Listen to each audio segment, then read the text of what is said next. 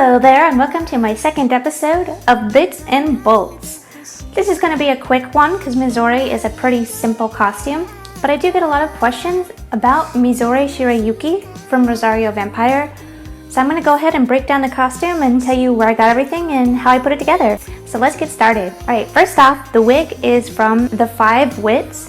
It's actually a style for Krona from Soul Eater. And I just restyled the bangs a little bit to get it to look really good for Mizore.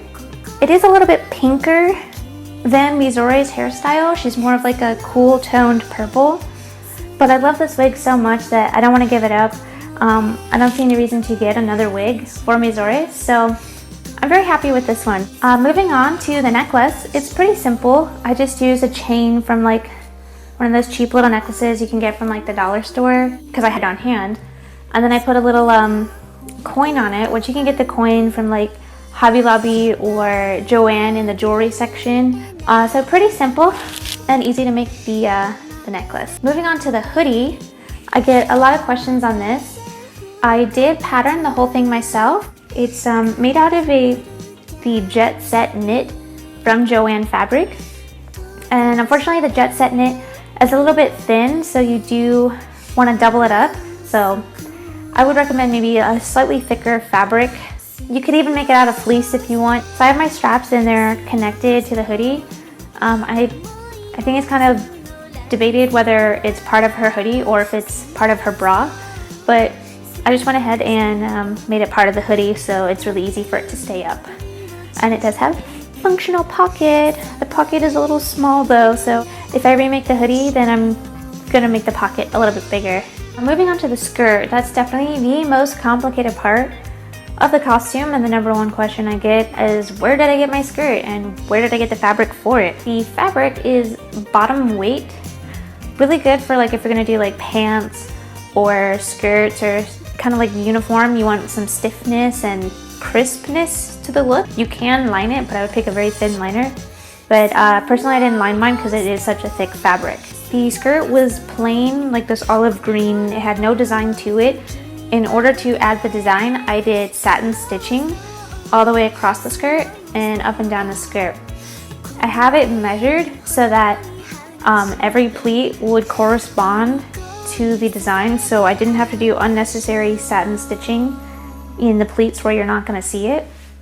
It might be easier just to go to spoonflower.com or another place where they do sublimation printing and can print fabrics. Whatever you want to do, it's up to you. I had fun making it. That's a lie. It took like 8 spools of thread. It was awful. It took like 3 days.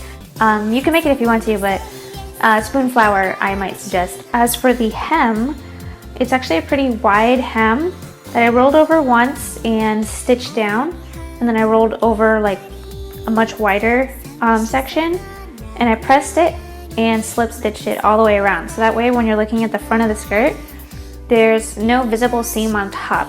Okay, so moving on to her leg strap. So it's actually just like black kind of shiny spandex. It's very similar to the black Mystique at Joann. It's just like a long tube that I sewed inside out, and I used a loop turner to flip it right side out, slid it over a piece of elastic using a safety pin. Like I pushed the safety pin through while it's attached to the elastic, and I just like sew it down. The buckle on it is technically like a fake buckle because I couldn't find the right sort of buckle that would like let me adjust it. So I just made it tight enough that I slide it over my leg like a garter belt, and the belt buckle just stays like stuck there. So it's really just for looks. And it does have like the little strap that connects technically. It's supposed to connect to like a belt. Moving on to the socks. These socks are totally amazing. They're from sockdreams.com. I got them several years ago, but they have lasted me this long. They are super thick. They feel like, real socks, not that like nylon pantyhose stuff. They have super wide stripes and they are very warm and comfortable, and even just for like normal wear, they are awesome socks. They were more of a cool toned purple, but because of my wig not being a cool purple, I found that the color palette was being thrown off. So I did go ahead and recently dye these to be a little bit pinker. I think it was the I Dye Poly or Rit Synthetic, I forget now. but it was a synthetic dye because I wasn't sure if normal dye was going to take, but the synthetic dye did work really, really well. So just put in a little bit of pink dye, and now it matches my wig very well. They complement each other perfectly. So even though I technically made it a little bit less accurate, I think it flatters the whole look better. Sometimes you do have to do that in cosplay because we have different skin tones and different body types and different physics. So do what looks good on you. You know, it doesn't have to be exactly like the character. As long as people can recognize it, you've done a good job. Lastly, the shoes. Eee, so cute. Her shoes are a pretty unique style.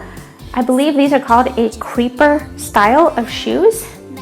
Sort of a tongue-in-cheek joke for Mizore. If you know her, she's known for being a little bit of a stalker type of character. She follows the main character around a lot, like hiding behind trees and in trash cans and stuff. So I got these a long time ago for like $60, and I'm pretty sure I got like the last pair that were available. They were actually like a men's size 6 or something like that, and I got them from the UK. But you can look online for creeper shoes. Otherwise, you could just go to like Payless or Goodwill or eBay or something and get some like plain white slip-ons and add the details yourself with like a fabric pen and like your own shoelace and stuff. So if you want like a cheaper method, you could probably spend like 20 to 30 on the shoes instead of spending 60 or more. Eventually, I do want to make a giant ice hand for Mizore. I haven't gotten to that yet because I've just been always busy with other things. I think later on, if I get around to it, I'll go ahead and just make a video specifically about that. But in the meantime, if you guys have any questions about my Mizore cosplay, go ahead and leave them in the comments below and I'll try and answer them to the best of my ability. And if you have any suggestions about my videos, go ahead and leave me comments on that too, because I am trying to make the videos for you guys. So anything I can do to make it better, just let me know and I'll do my best.